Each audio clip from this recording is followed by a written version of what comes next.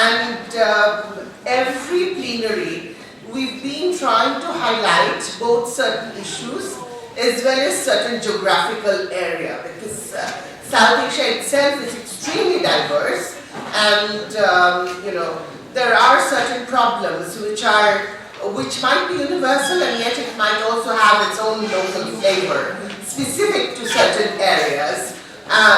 For today's discussion, we are going to highlight an extremely interesting sub-region, and that is the sub-region of Bengal, Northeast India and Nepal, because you cannot talk of displacements in South Asia without actually talking of Northeast India and Nepal, because these are extremely contentious area, and we wanted to bring out the issue of women, inevitably gender, to the forefront, because in terms of every issue, gender is very, very important as a category. At this point of time in historical evolution, we don't have to explain why.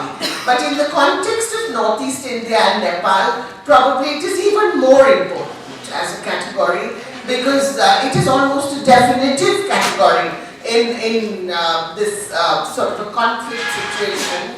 And the other thing is, women from Northeast India and Nepal have been able to take a lot of steps which are exemplary and which are sort of, almost symbolic for a lot of women's activism in this entire Southeast Asia region. And that is why it is very, very important that we flag women from these regions in this sort of a forum.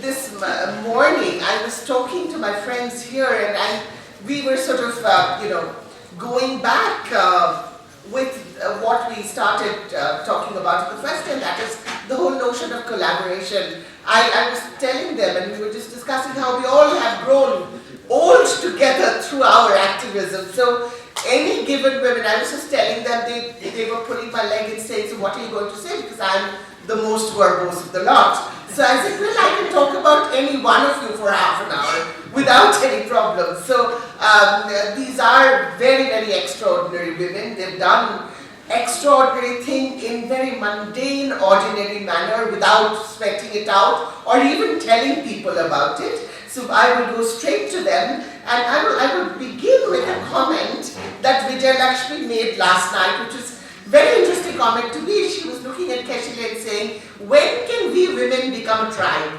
And Khesheli was like completely taken aback. She said, good idea, women's tribe, let me think about it. But I think this is a very important point to flag, that women are women, but women are also a number of other identities. And how do they face challenges of conflict, challenges of displacement? What happens to their questions? What happens to their questions when it mixes up with a lot of other marginalities, other questions, and has that multiplier effect?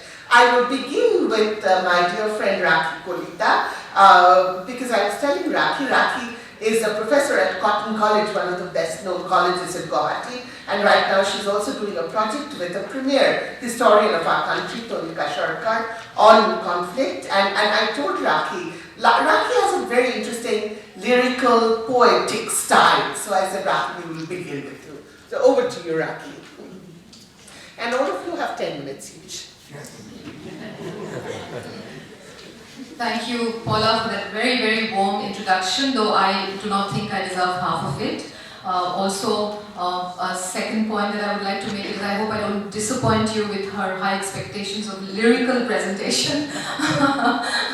I don't think those 10 minutes will permit me. The subject being such that we're talking about women, displacement, conflict. And I come from a region which all of us of course represent here, a sub-region as Paula has rightly pointed out, from the northeast part of the country, of India. There is so much discontent about war and peace that, as someone had said long ago, that there can be no more poetry after this. But then again, to refute no more poetry, it's interesting to see that there is in this region, coming out from this region, there is a substantive amount of creative writing that takes conflict, women as its central protagonist, as its tropes, and there is a sufficient amount of very political writing. So perhaps poetry and politics come together in this particular terrain. But to get back to what I would like to very briefly sum up in this particular session is the role of women combatants. I have been studying for a while now the extraordinary role of these female combatants in an insurgency that has been spearheaded by a group of young rebels in Assam. This has continued for about 30 years now, 3 decades on, while we are trying to negotiate between conflict and post-conflict. One of the key questions that stands before us and that one would like to engage with is, where have these women gone? What are these women doing? What did their roles mean in combat? So I would like to begin by just sort of trying to tell you what the insurgency has meant in an area, and if we were to represent collectively, cumulatively, all of us here, in a region which sits on this very geopolitically and strategically very delicate kind of terrain, sort of flanked by international borders. A lot of ethnic, polyethnic, multilingual kind of composition. It surely is not just a question of a plain kind of non-state rebellion. There are many, many strands that kind of get intertwined in this kind of combat, in this kind of struggle. However, the emphasis and what I'm trying to talk about today is what happens to these women who have, someone had just asked me, how many women actually got into combat, how many actually actively got into insurgency in Assam, in the outfit which is called the United Liberation Front of Assam, one of the prominent groups, rebel groups, which is currently in negotiation for peace, for negotiated peace with the government of India.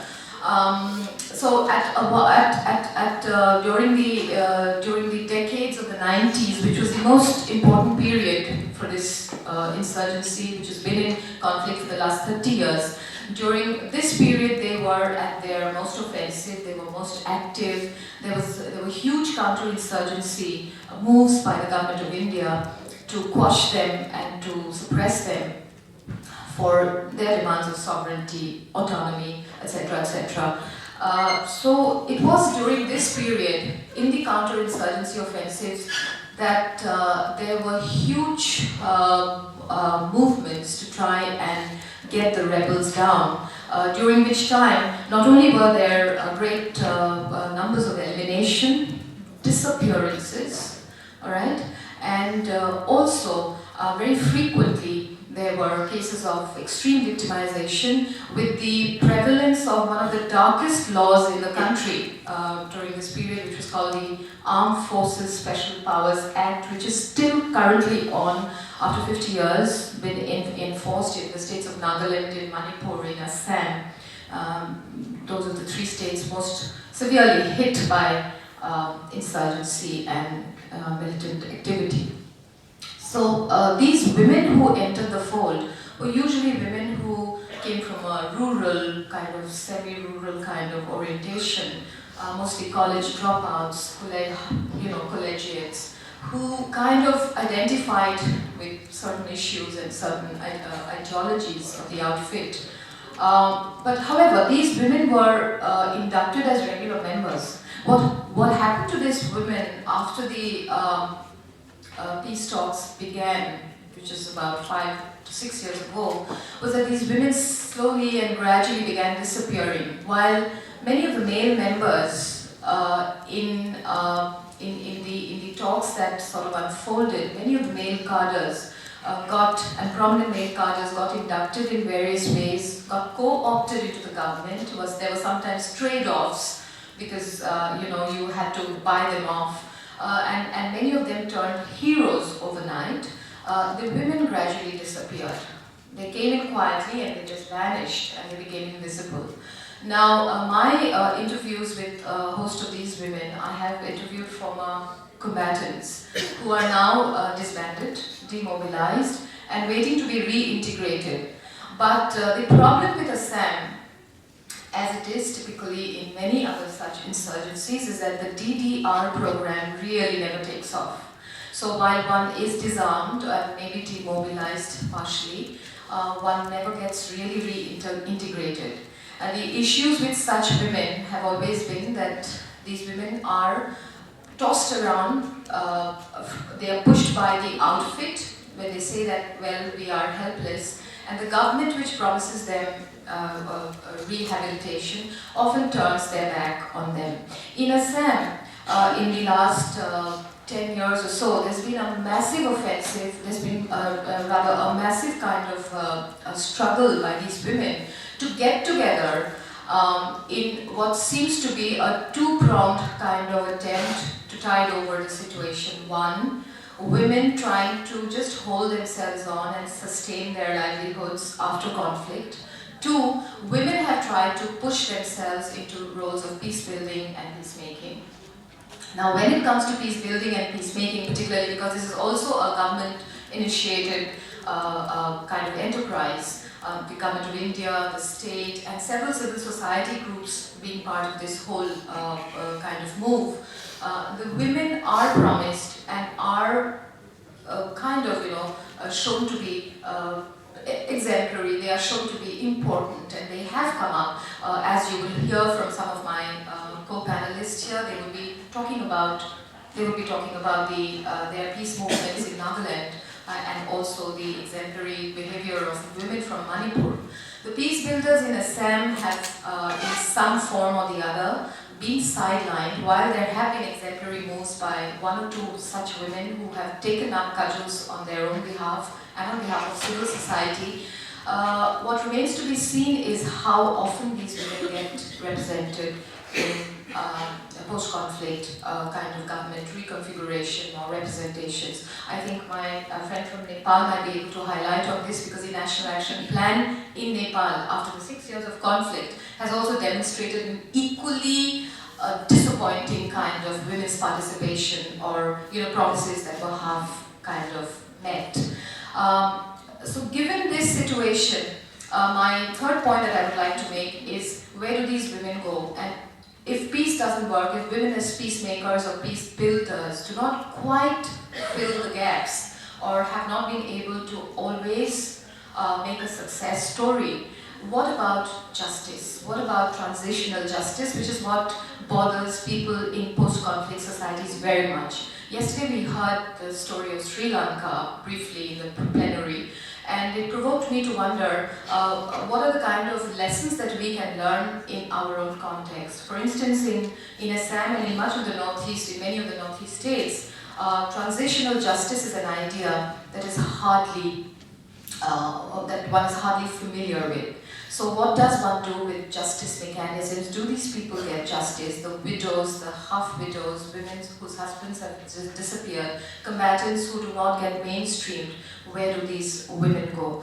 As a Polish poet has said, and I come back to my poetic kind of thoughts about this, as a Polish poet has said, after every war, I think it was Szymborska, who said, after every war there is some cleaning up to do.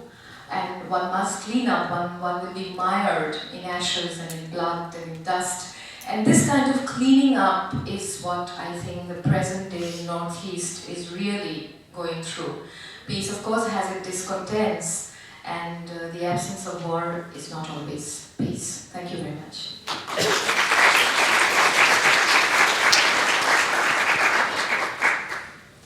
Thank you so much, Rakhee. Now I'll turn to another very extraordinary woman, Vijaylakshmi Brara. Vijaylakshmi is currently teaching in Manipur University. I'll just start with a small, story about Vijaylakshmi. This happened in the last meeting that we had.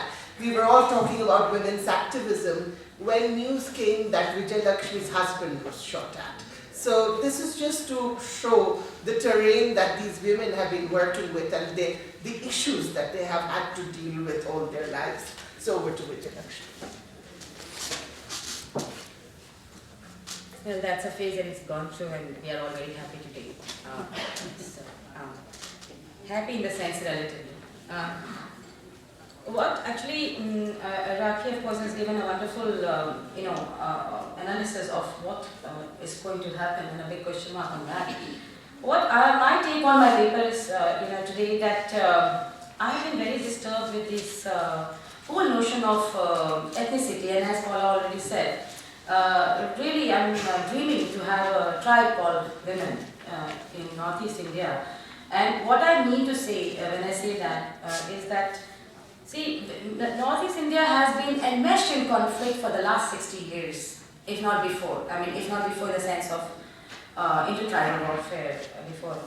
But, this whole movements, the various kind of movements within that small state of Manipur, which is just next to Myanmar, they're all fighting for their contentious space. They're fighting within that space for their self-assertions, their identity issues, and with a great emphasis on their ethnic roots. So what is happening in this whole patriarchal paradigm of social movements in Manipur is that women today, I can categorically say, if you are studying Manipur society the last 20 years, that women absolutely have no choices in Manipur today. They have absolutely no choice. And when I say this, and what I'm trying to say is that whether it is rape, whether it's violence on women, whether it's rape, but everything is so ethnicized. Now I'll give you an example. I don't know how many of you know this whole upsurge in Delhi when this young 23-year-old woman was raped and brutally murdered. Till the end, we did not know her face. We did not know her name. Everybody calls her Nirbhaya, which is brave heart. And we did not know where she came from. And it seemed that it didn't matter to us. But at the same time, at that very time, one Manipuri actress, but I would specify a Meitei actress, which is a valley community in Manipur, she was molested by one Naga person in Chorachalpur, Changde. And then the kind of uproar which came, and the way it was emphasized that it was not just girl, it was a Meitei girl. Then simultaneously after 2 days, one Meitei underground person molested a Naga girl. And then afterwards, one 6-year-old Mao girl. See, the thing that we are not just women, we are not just girls, we are Meitei girl, we are a Mao girl, we are a Naga girl. And the ethnicity of us matters more than our own bodies and our own, identity as women. And that is very disturbing for me when I do the comparison between this and the kind of anonymity that's wonderful Nirbhaya went away with. We don't have that privilege of being anonymous. And what happens is that when suppose there is a rape by a person from the same community, there are protests. There are protests down. His house is burnt down. He is ostracized. But it is first of all very localized, and it doesn't take those proportions. But this particular case where this Manipuri woman was molested, the whole Meitei community was against the state, and it was almost turning into a communal riot. The curfew was clamped in Manipur for more than 10 days. So that kind of uproar is basically saying that how dare a Naga community touch a Meitei community girl. Okay, so it is like what we say in Hindi is what we say the pride, which has been lost, which is the honor. So the honor comes to the whole community, and nobody bothers about the particular individual woman. That's my first take in this paper. That was very disturbing to me. And secondly, these movements, if you see the ideologies behind these movements are for self-assertion, they are for autonomy, they are for sovereignty, but when it comes to their own women, they don't want to give any of these rights to their own women. That's my second take. And for example, when you say when a Naga community says that recently, in fact, Naga women have filed a case in Supreme Court because the Naga men did not allow women reservation in municipal council elections. They don't want women to come in the political arena. And they categorically said that it is because it is part of our culture, it is part of our Naga identity that women cannot come on the political platform. So it is what I said earlier, that within their own community there is extreme subordination of women in the name of ethnicity, in the name of identity. And what happens is that at that time, if the women's group raise issues of fighting for their just rights and equality, it is seen almost as a betrayal to their own community, and they are being labelled as unpatriotic. They are being labelled as influenced by outsiders. So you are not a true Naga, you are not a true Meitei. You are betraying your community. So recently I was in a meeting, in one of the CEDAW meetings in Guwahati, and one very young Naga girl came up and she said, ma'am, there are only 2 tribes today in Nagaland. I go, why only 2 tribes? There are around more than 26 tribes. No ma'am, there are only 2 tribes today in Nagaland, men and women. So that is a very wonderful process which I saw among the young Naga girls. And probably they are so tired of being subjugated because of their ritual, because of their Naga and the customary laws, the traditions, that they are now really coming up, and they are not seeing it as a betrayal to their own community. I would like to also say that because of so much of conflict and so much of displacement, that's my third take, that women are totally marginalized today in Manipur. There are cases where in the villages all men have been killed. So the 100% we have female-headed households, and they, during the process of displacement, they carry their children, they carry everything, they're moving their household, and they all are farming community. They are so linked to their land. But in their movements, they have to now settle in a very strange terrain. You see, Manipur, the people are located traditionally for centuries in one place. And when they move to even 5 kilometers or 10 kilometers, they are moving in a foreign land for them. And there what happens is the issues of early marriages come into fore. Then, they cannot even go to their kitchen garden, leave alone their farms. They don't have any farms. And they cannot collect firewood because of fear. And there always a fear and threat of rape and violence and killing. And the worst thing is that in the 1987, 1997, there was a major, very barbaric clashes between 2 tribes, the Nagas and the Kukis. And at that time, before that, there were a lot of intermarriages between Nagas and Kukis. Because of that conflict, there was a huge divorce rate, and people separated, the society separated those families. There was a Naga husband and a Kuki woman. So imagine the whole domestic chaos which they have to face this thing. Now let me just briefly, in 1 minute, talk about this whole wonderful movement we have in Manipur, which is called the Mera Paibi movement. The Mera Paibi movement, Mera Paibi literally means women who hold fire torches. Mera means fire torches.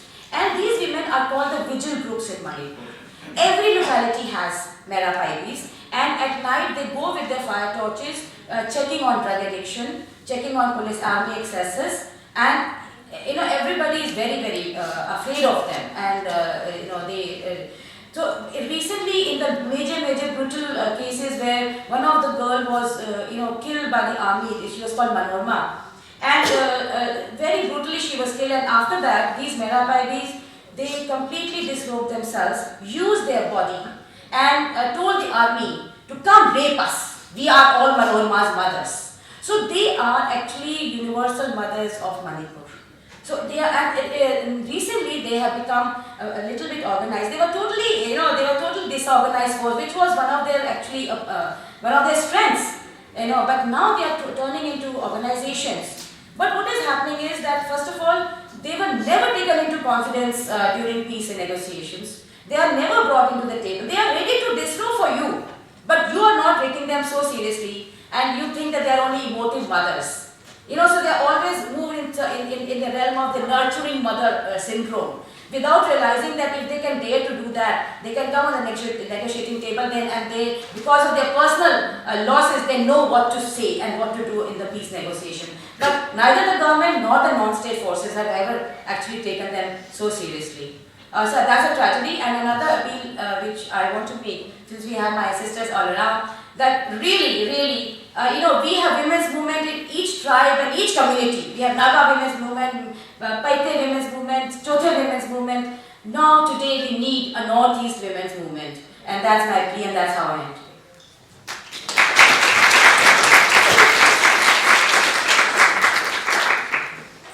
Now I will turn to another very dear friend of mine, Khesheli. I remember once Khesheli was talking to me about inter-community reconciliation, and we all know that one group of Naga underground movement is in Myanmar. And I was saying, Khesheli, you know, I can understand you going from village to village in within Nagaland, but what to do about the, you know, the Kaplan faction? Khesheli, you know, without batting an eyelid, she said, oh, we walked from Nagaland to Myanmar and we talked to them. So, you know, Khesheli is that kind of person who, you know, does this sort of walking, you know, not caring about borders or boundaries, just on the question of reconciliation. Khesheli has been the former president of Naga Mothers Association, which is the apex body of women's group in Nagaland, and probably the only body in South Asia other than the Sri Lankan women who have actively participated in ceasefire negotiations between the government and the underground movement, and have actively arbitrated between the government and, you know, the Students' Federation of Nagaland or different other groups of Nagaland. So over to you, Khesheli. Thank you, Paula, for the elaborate explanation about my activities, which I feel I don't deserve. I'm supposed to be speaking on gender conflict and displacement in Northeast India. Like every time we are giving time slot, you know, like we become so conscious of time that we tend to forget so many things. But let's see what I can say within this few minutes given, and later on maybe I will invite more queries. Well, in the northeastern region, my two colleagues, my two friends, they already shared about the problem and the troubles and the conflict that we go through. So I may not repeat what they have said. Well, in the northeastern region, armed conflict in the form of a low-intensity silent war has gone on for decades. In every state in the region, conflicts have different causes and objectives and involve a different set of actors. The predominant kind of conflict in the region has been between the state and a section of the people or representative of a community who oppose the authority of the state. In some areas, the conflict is between a powerful and dominant section of society and a marginalized minority. In others, like in parts of Manipur, Tripura, border areas of Assam, and Garo of Meghalaya and Rabba of Assam, the conflict is between the ethnic identities. Though through the decades, the conflict in the region has become extremely complex. In all of this, the impact on women and their lives has been enormous and deep-seated, irrespective of what role they play in the conflict. All women are discriminated against. The most crucial element of disadvantage or discrimination against women in armed conflict situations in the northeastern region, as indeed in armed conflict anywhere in the violence itself, is the violence itself. Even in the situation where there are no armed conflicts, violence against women deeply pervades the social fabric. Radhika Kumaraswamy, the former special rapporteur on violence against women, maintains that violence against women during times of armed conflict is especially horrifying and has been a persistent and widespread practice over centuries. In the northeastern region, women have been the target of violence by both state and non-state actors. There are endless stories of how women were victimized. For instance, in 1991, in Assam, a woman named Difumani Nath, she was a leprosy patient, but she was raped by 2 army men from the Nitijananda camp under Borbita district in a village called Manipur. It's not Manipur, but Manipur. It's in Assam. While she was alone at home, complaints were lodged with the sub-divisional officer by family members, but no action was taken by the administration. In Nagaland, there are so many incidents that have occurred, but I just wanted to cite one. In March 1997, on March 30, an army Jawan belonging to the 15th Maratha Light Infantry molested and raped Vikani. And Vikani is from my own tribe. I belong to Sema tribe. And she was 12 years old. The child had gone out to play with her 2 friends in the middle of Hongokchung town. The Jawans dragged her away and raped her. The friends raised a hue and cry, upon which women groups came and surrounded the army camp and demanded that the culprit be handed over to them. And due to persistent pressure from the woman group, the brigadier finally took a positive stand, and the cadre was sentenced and discharged from service and given 8 years of rigorous imprisonment. Another incident in Manipur, which appeared in a newspaper in the form of report. In September 1998, the brutally mutilated naked body of Shandibala was fished out of the river in Fal. She was shot in the head and thrown into the river. Assailants are not known but suspected to be armed militants. In the northeastern region, there have been different forms of violence, ranging from sexual, mental, or physical abuse to killings and clashes, rapes, detention, or arrest without cause. In addition, violence in the form of threats and kidnapping by the militant groups for not complying to the dictates is also on the rise.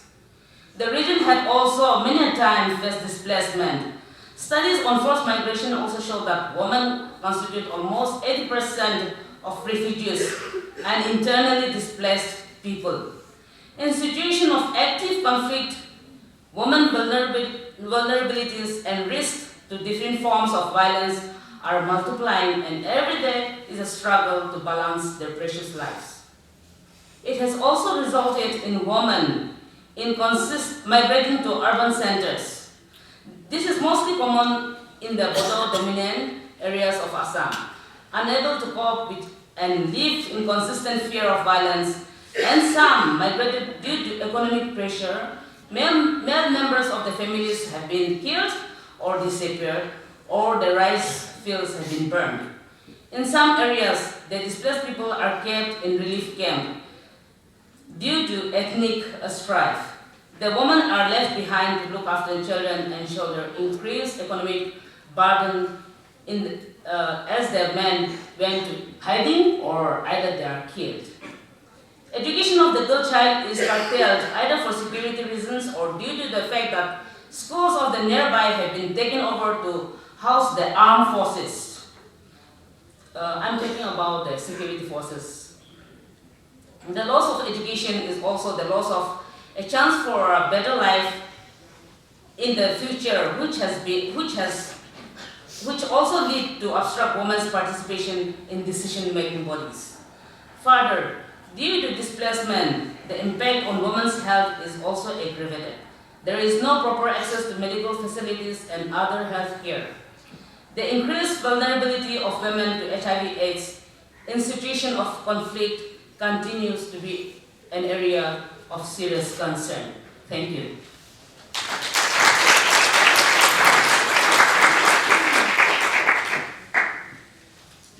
Thank you so much, Khesheli. Now we'll turn to Dr. Gina Sangkham. Gina has been the former president of the Naga Women's Union, She now lives in Chandel in Manipur, and Gina is the current secretary of Naga People's Movement for Human Rights.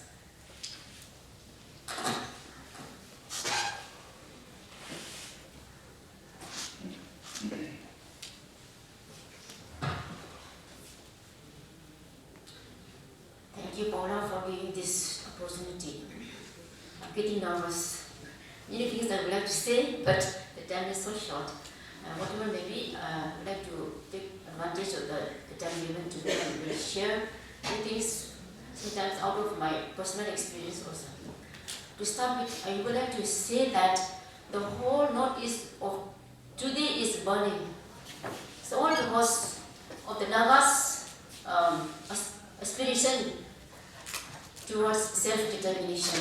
It started 66 decades ago. And that has created a lot of self-assertion by different communities in the northeast. And we are all affected because of this struggle. And the last 14 years, there has been a peace talk between the government of India and the Naga resistant groups.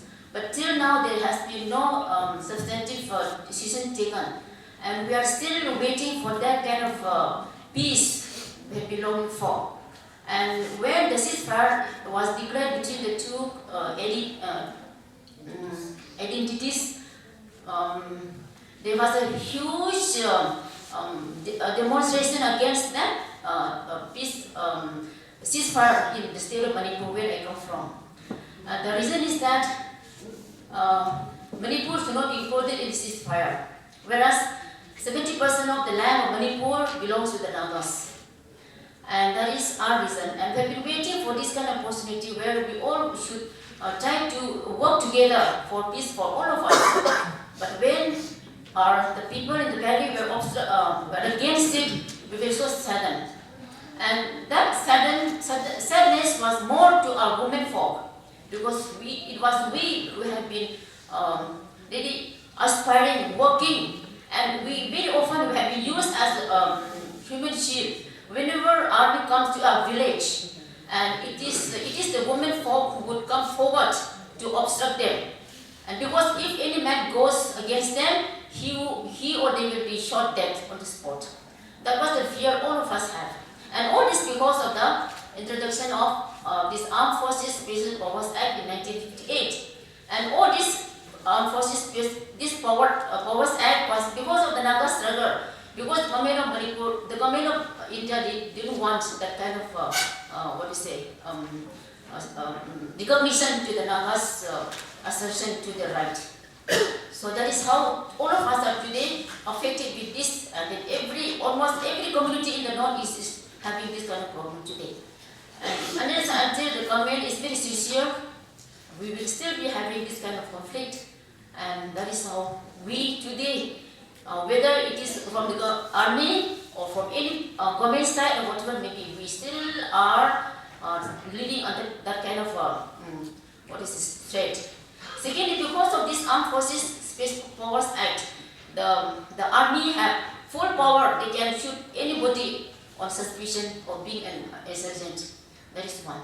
Another thing is because of the struggle of the whole Northeast people for their self-determination, a lot of army camp has been opened up in the hills, in the valleys. And as we go along, a lot of taking takes place. And all this, most of the passengers happen to be women also. And when a man is being checked and being harassed, it is the women whose heart gets hurt. Because after all, whether he is any man, maybe another community, but after all, he is a human being. And we as a mother, as a sister, we have a feeling towards that man. So this is the problem we are facing right now. It is the women who suffer more. Secondly, because of the government's policy of building up dams and so many things, again, a lot of displacement takes place. And there is one organization we have made, we call it Indigenous Women's Forum for Northeast India.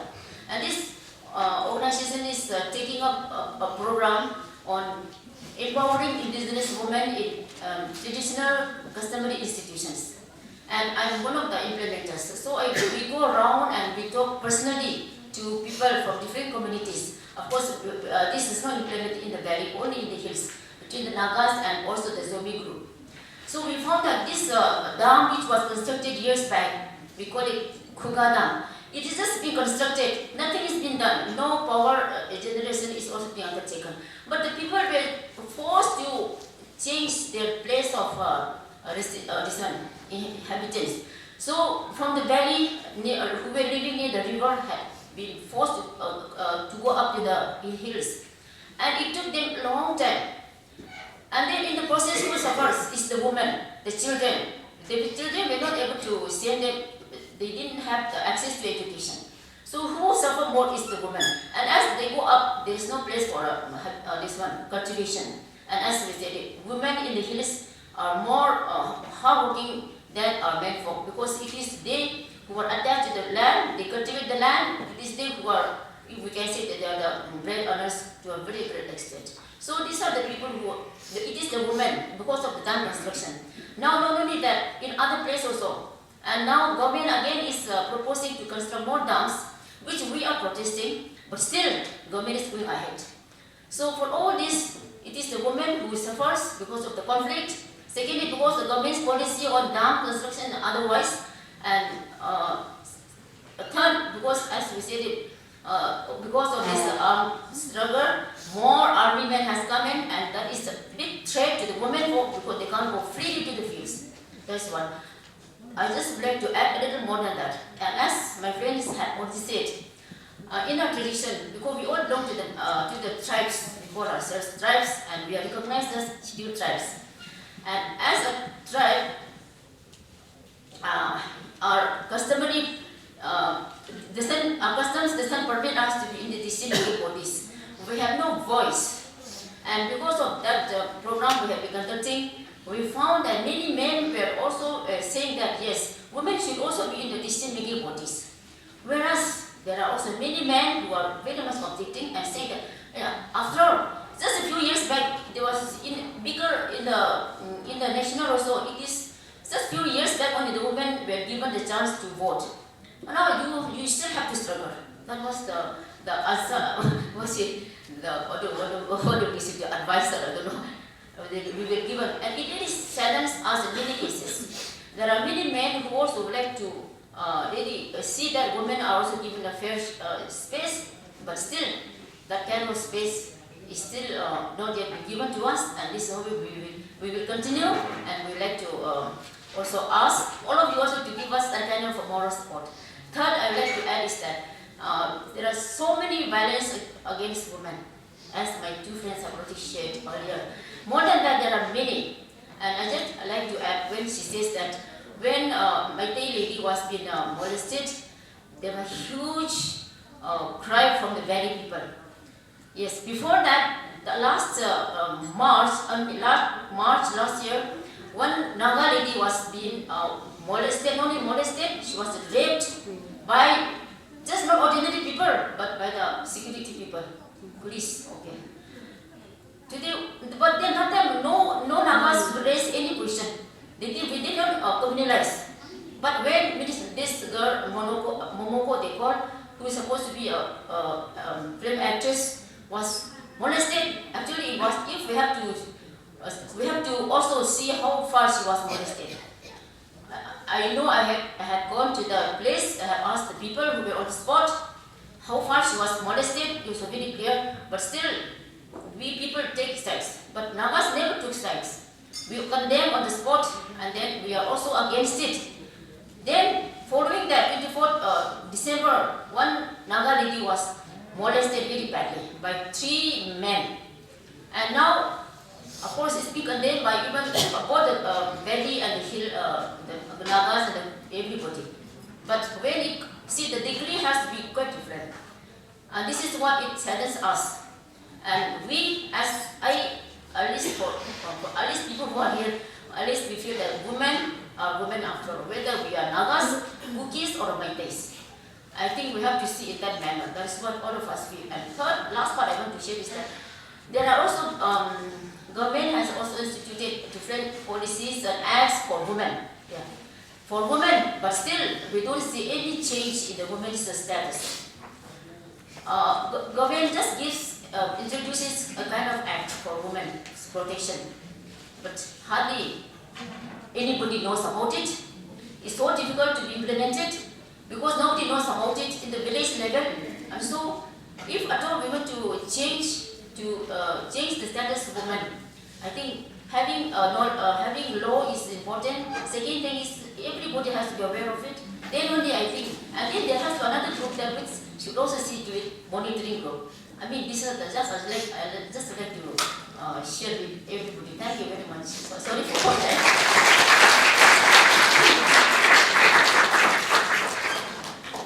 Thank you, Gina. Now we'll turn to a similar region, but not in India. We are going to talk about Nepal. Shiva Dungana. I mean, today I was pulling Shiva's leg saying that normally we are the token persons in a discussion. You know, if it's a discussion on conflict, there are 5 men, 1 woman. So Shiva is the token man, but no, we really wanted Shiva to come here because he's one of the very few men that I know who actively works on women's issues. So over to Shiva. Thank you, Paula. I would like to thank for trusting me to talk about women in Nepal. Having worked in the field of peace building for the last 10 years and having worked with women in different parts of Nepal, in different levels for so many years, and particularly working with the UNHCR 3025 issue in Nepal also, I believe I can do justice to the trust given to me. And maybe my discussion will still surround over the issue of displacement, the suffering of women, and as my colleague pointed out towards the participation issue in Nepali women, so I'll end up with the participation issue. And some people say that it's not nice to talk negative things about your country with a global community, but I think the fact cannot be denied. So let me start with the story that happened recently in Nepal. It was a story of women which we almost didn't know. I'm using the word almost didn't know. A young woman was cheated by a so-called manpower agency, what we call manpower agency, the recruiting agency, and was given a fake passport, transported to Saudi Arabia through Indian routes, and she spent there 2 years. I don't know how she suffered in that region, we don't know yet. And she came back to Nepal with a total earning of 200,000 Nepali rupees, which is equivalent to $3,000 US. And when she came to the airport, she was arrested by the immigration people because her passport was fake. That's the mistake she made, or she was made to, she was cheated. And when she was passed through Nepal, it was with the immigration, some fake immigration officer also. So she was arrested for a fake passport, and she was brought to the immigration office. They took her money, the entire 200,000 rupees, and they handed the women to a policeman, a constable. And that man brought her to a hotel in a place called Sundara in Kathmandu, raped her, and threatened her that if she exposes that rape to the media or any other people, she will be put into jail. So the lady was so scared, and so she her suffering, and she went home. She didn't tell anything to anybody.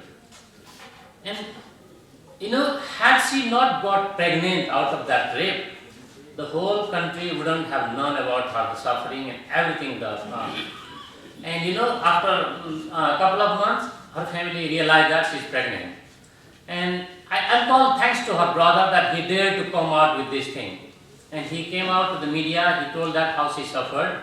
And after that, the whole Nepali media, the Nepali civil society, and especially the women's rights organization, and even the urban women. And somehow it happened that it coincided with the gang rape issue in New Delhi also. So the issue was brought into media, and there was a lot of protests going on, and even until I left Kathmandu. It's very recent, last week only.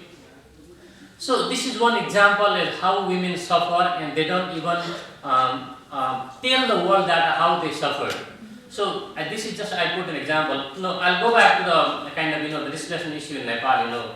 And when we talk about displacement in Nepal, there is a category in between the internal displacement and the refugee. What we call in Nepal is external displacement.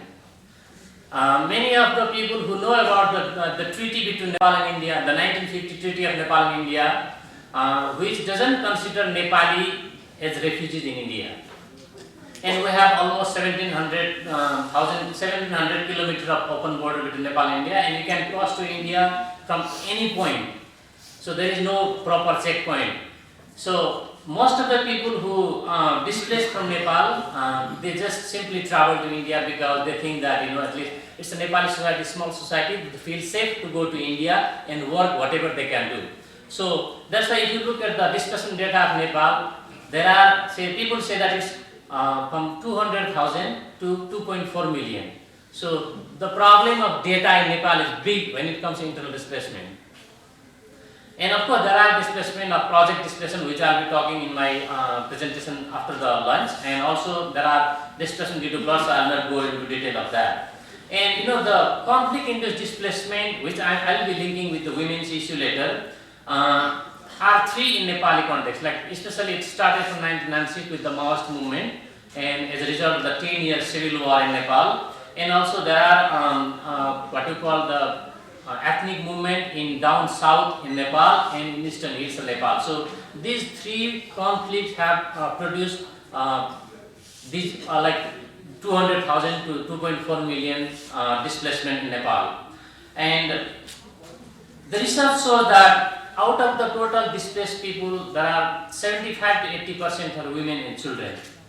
And out of them, these women are the kind of worst victimized by the displacement issue in Nepal. And I try to, like when I was doing the research on 1325 a couple of years ago, and also my organization works with women in different parts of the country, and I happen to interact with many women in different parts of the country. There are so many, there are so many issues that women face as a result of the conflict. Like one of the major issues is I started with the story, sexual exploitation and sexual abuse of women in what we call in the place of origin and place of destination. I'm sorry to say that one of the major perpetrators of against women are the security forces, especially during the 10 years wars between the Maoists and the government. They were given kind of free license to do whatever they want, and they were really known to be brutal, especially during that time with women and with men also.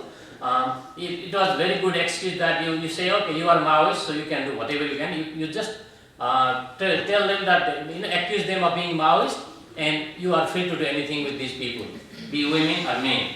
And also, there are a lot of cases of, especially when I was doing the research on 1325, I had interaction with a lot of women leaders and some women that, there were so many what you call single mother, which is very, very socially unacceptable category in Nepali Hindu society.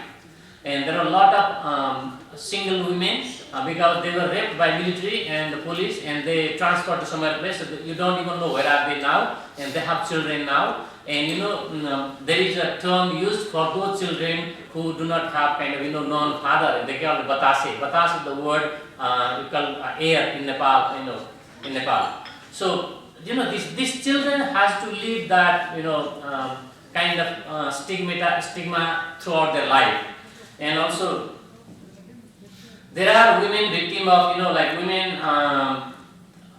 also have kind of they lost their husband. There are a lot of single women, and there are women are suffering from reproductive health, and the issue of uterine prolapse has been coming so much in Nepali society. And also they are the kind of the lot of maternal mortality rate, and they are also trafficking in sexual exploitation. The historically Nepal's the trafficking belt is the central Nepal, central hills of Nepal. Now, especially during the Maoist insurgency, the HIV prevalence and the trafficking cluster shifted to Midwestern parts of Nepal, which is the kind of Maoist area where a lot of people were displaced from that region to Nepal and to India also. And Now, this is somehow summary of how women suffered during the conflict, and let me go to the question of participation. There are some positive points also after the conflict, now at least the constitution recognized that women, there should be a 33% women representation in all state mechanisms. There were women, 33% women in the kind of defunct Constituent Assembly, which is already dissolved.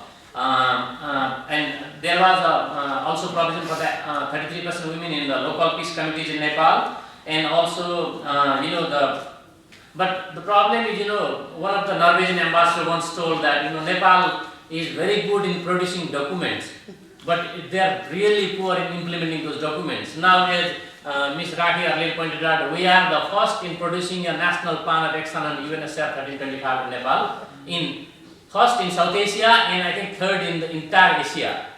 But when it comes to implementation, I was doing the research on 1325 and the women, especially when I was talking with the people in the Ministry of Peace and Reconstruction, which is the kind of implementing agency of the UNSCR 1325 and the National Plan of Action, and the level of knowledge and their understanding and their attitudes towards women participation, promoting women is a pathetic one. So I think I'll stop here and I'll maybe respond to the questions later. Thank you.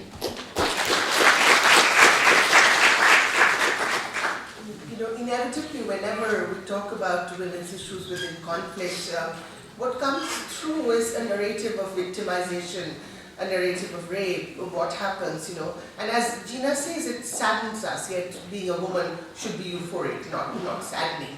And all these women have done a lot and worked against them. They're not, and in the first round we didn't have this narrative of what was actually being done, and even Shiva can say a lot about what is actually being done in this, in this region in terms of protests. So in the next round, I would request the speakers to maybe think about that aspect as well. But because we have such shorter time, this is just one of the questions that I'll